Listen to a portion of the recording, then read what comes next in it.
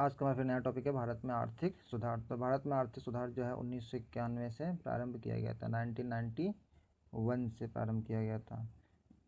कुशलता, उत्पादकता और लाभदायकता एवं प्रतियोगिता के शक्ति के स्तरों में वृद्धि के लिए यह अपनाया गया था।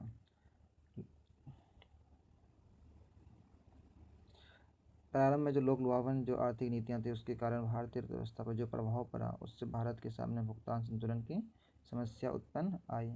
तो इसके समाधान के लिए अंतर्राष्ट्रीय मुद्रा कोष की विस्तारित कोष सुविधा के लिए सुविधा से विदेशी मुद्रा में सहायता मिली, लेकिन इसके लिए कुछ शर्तों के साथ। भारत को मध्यम अवधि में अर्थव्यवस्था में संरचनात्मक बदलाव लाने होंगे ताकि भुगतान संतुलन की स्थिति पुनः उत्पन्न न हो। अगर हम आर्थिक सुधार की बात करें तो भारत में 2 प्रकार के युक्तियाँ शामिल हैं। पहला समष्टि अर्थशास्त्र स्थिरीकरण युक्तियाँ, दूसरा संरचनात्मक सुधार। समष्टि अर्थशास्त्र स्थिरीकरण युक्तियाँ में होता है लोगों की क्रय शक्ति में वृद्धि करना तथा अर्थव्यवस्था में सकल मांग को बढ़ाना। तो सकल मांग को बढ़ाने के लिए हम क्या करते हैं, लोगों की क्रय शक्ति में वृद्धि करते हैं। तो ये कौन सा है, समष्टि अर्थशास्त्र स्थिरीकरण युक्तियाँ। समष्टि अर्थशास्त्र स्थिरीकरण युक्तियाँ में लोगों की क्रय शक्ति में वृद्धि करते हैं ताकि अर्थव्यवस्था में सकल मांग में वृद्धि हो।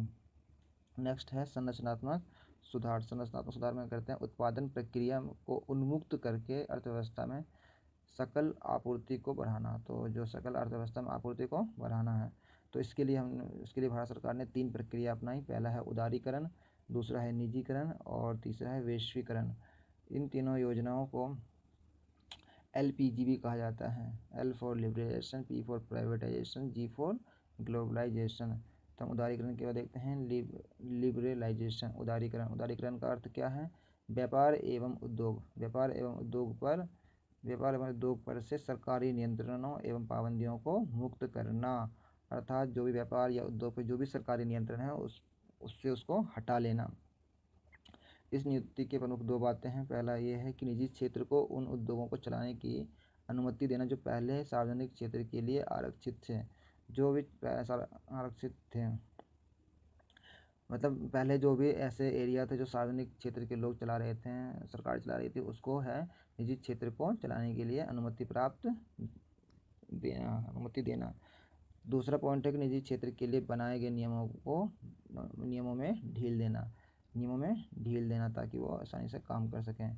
तो उदारीकरण के लिए किए गए 4 उपाय हैं। पहला है औद्योगिक क्षेत्र में सुधार करना, दूसरा है वित्तीय क्षेत्र में सुधार, तीसरा है कर क्षेत्र में सुधार और चौथा है विदेशी व्यापार में सुधार। तो औद्योगिक क्षेत्र, वित्तीय क्षेत्र, कर और विदेशी व्यापार, इन चारों में सुधार की बात की गई है।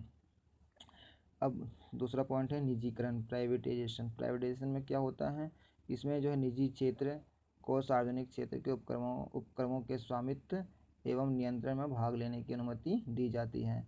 अर्थात जो भी सार्वजनिक क्षेत्र के उपक्रम हैं उसके स्वामित्व और नियंत्रण में निजी क्षेत्र को भी शामिल किया जाता है। तो निजीकरण के लिए किए गए उपाय हैं। पहला है निजी विदेशी विनियोग, दूसरा है विनिवेश, तीसरा है विदेशी प्रत्यक्ष विनियोग। तो निजी विदेशी विनियोग मतलब बाहर के जो विदेशी लोग हैं वो देश के अंदर पैसा लगाते हैं किसी भी कंपनियों में। विनिवेश में क्या होता है, सरकारी कंपनियां जो होती है जैसे कि LIC भी हाल में ही है, तो अपने कुछ फंड जो है वो मार्केट में बेचती हैं, मतलब उनका कुछ प्रतिशत जो है बेच दिया जाता है। ऐसे विदेशी प्रत्यक्ष विनियोग में भी बाहर विदेश से पैसा इंडिया में लगाते हैं विदेशी कंपनी। अब बात करते हैं ग्लोबलाइजेशन, वैश्वीकरण। तो वैश्वीकरण में क्या होता है, मतलब इसमें ये पूरा जो विश्व है वो एकल बाजार बन जाता है। पूरा विश्व क्या होता है, एक बाजार बन जाता है।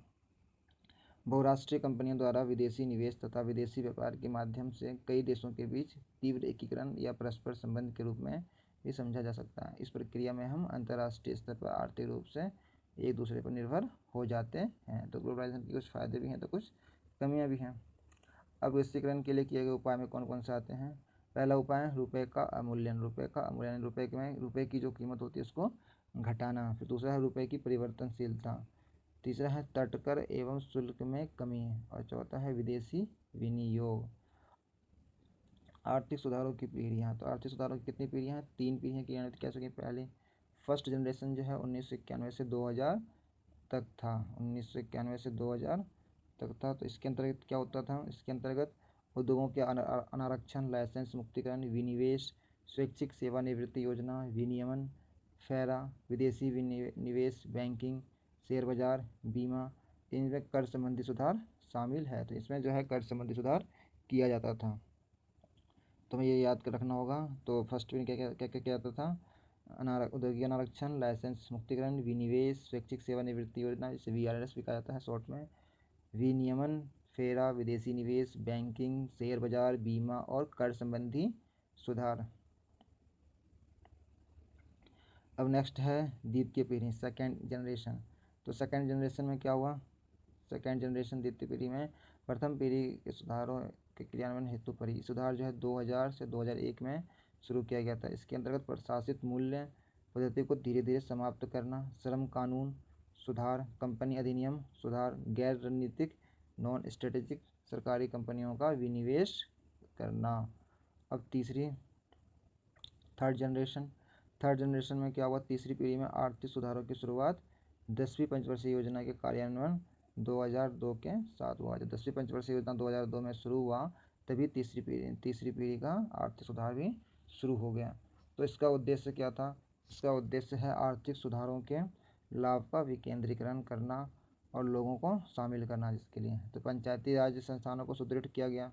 तीसरी पीढ़ी के आर्थिक सुधार में पंचायती राज को सुदृढ़ किया गया। आर्थिक सुधारों की ये पीढ़ियाँ एक समापन तथा दूसरे का प्रारंभ नहीं है, अपितु ये एक साथ परिचालित है, अर्थात तीनों को एक साथ परिचालित किया गया। तो पंचायती राज जो है, पंचायती राज संस्था को सुदृढ़ किया गया वो तीसरी पीढ़ी के सुधारों में। ठीक है।